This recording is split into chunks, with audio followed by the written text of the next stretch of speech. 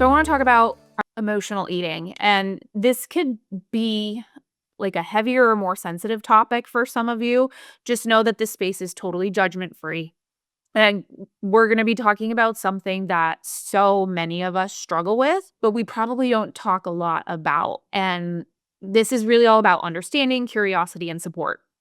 So what is emotional eating? It encompasses quite a few different things. So at its core, it's using food to cope with emotions rather than experiencing said emotion or physical hunger. And some common triggers of that could be stress, boredom.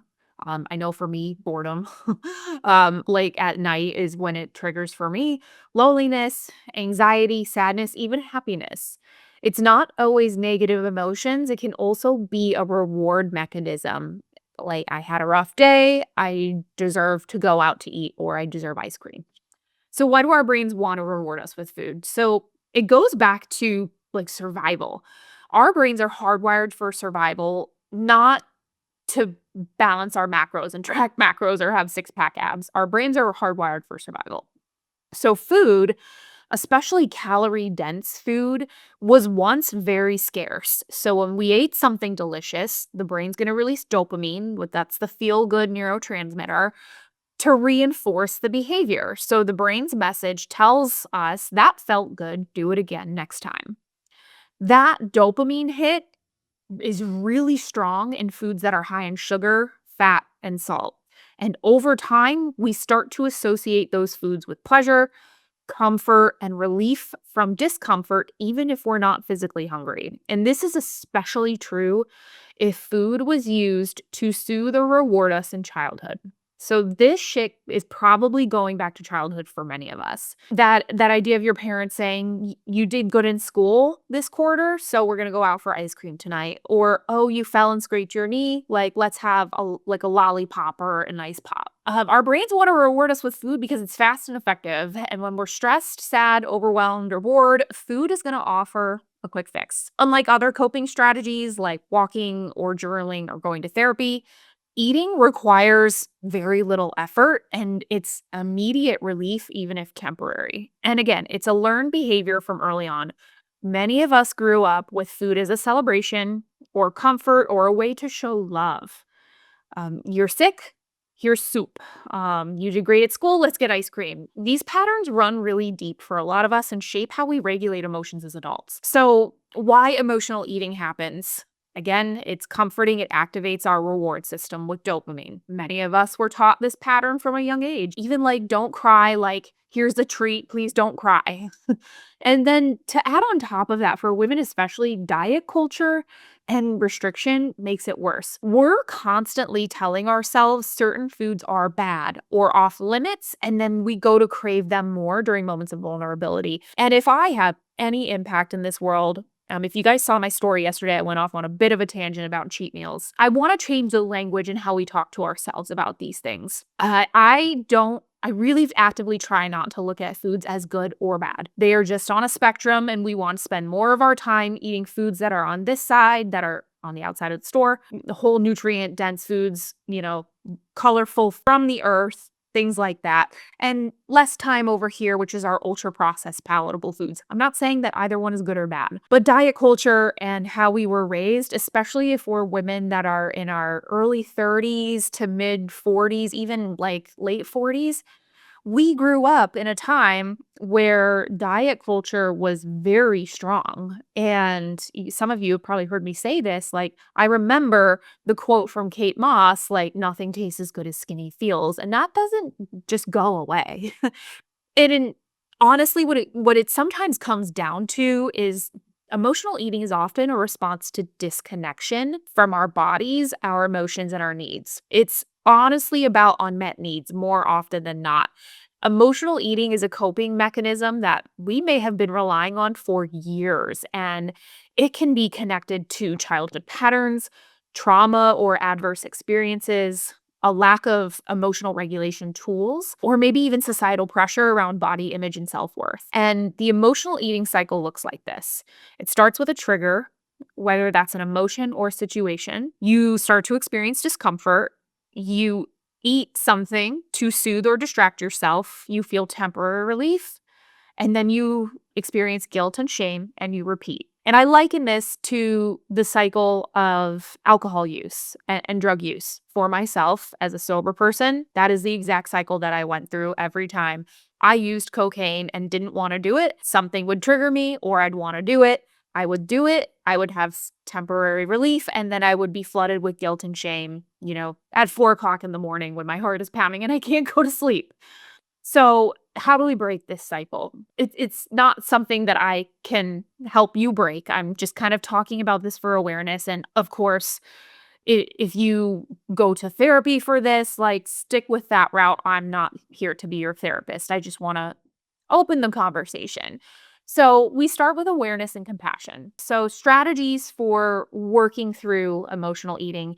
First, identify the trigger. So, before you go to food, ask yourself, am I physically hungry? Or am I emotionally hungry? Or try the HALT method. Am I hungry, angry, lonely, or tired? Just kind of name the trigger, name the thing that's causing you to be like, I need a snack. Create your own emotional toolbox, maybe 3 to 5 non-food coping strategies. Listen to music and dance around, text a friend or call a friend, take a bath, go for a walk or stretch, but make sure that your non-food coping strategies are accessible and realistic. Emotional eating can be worsened by feelings of deprivation, like I can't have this.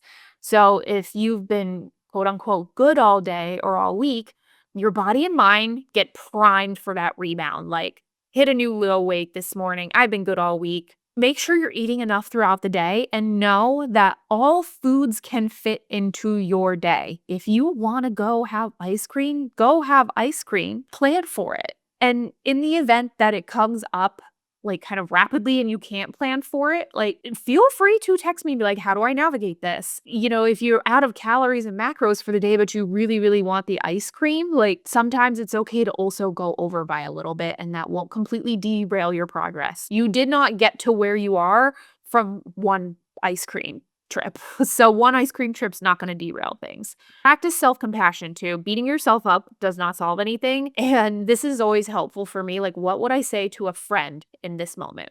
Would I allow my friend to talk to themselves like this or think this way? Probably not.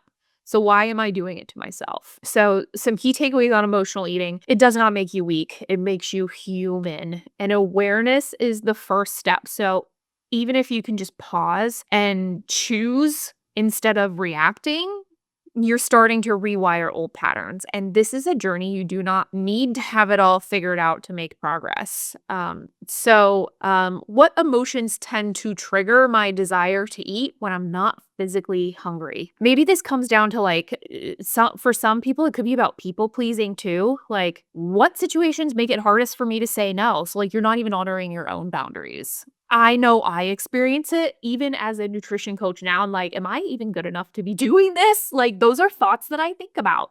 So for you guys, that could look like a little voice inside our head that starts saying things like, do you really think you can lose 20 pounds? You've failed every time before.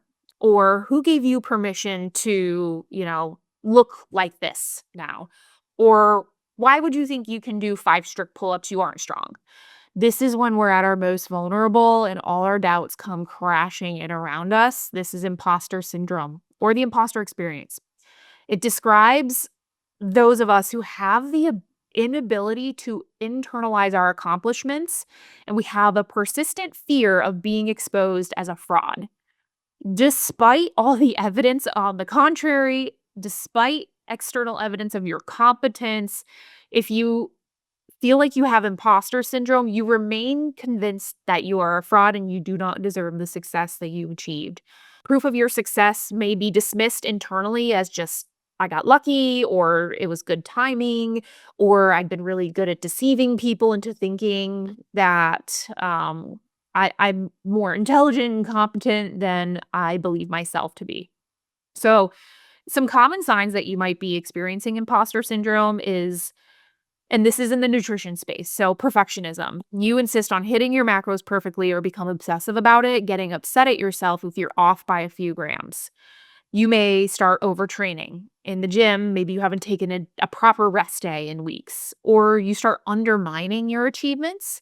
When you hit a PR in the gym, you immediately dismiss it. I should have been able to lift more.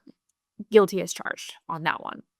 Fear of failure. If the scale goes up by 2 pounds, you panic and fear that you're losing all your progress. And I know how common this is.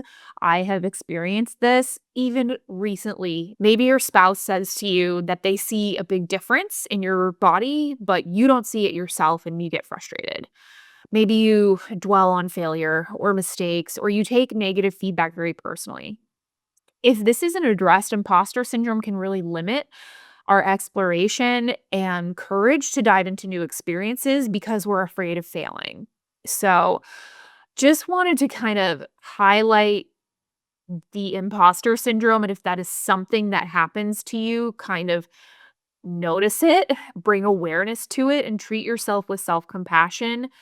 Realize that you actually are all badasses and very deserving of the progress that you see, no matter what it looks like, whether it's scale or non scale, energy, better choices, more mindfulness and awareness on what you're eating. Every little bit of progress adds up and means something. So I really hope that you remember that.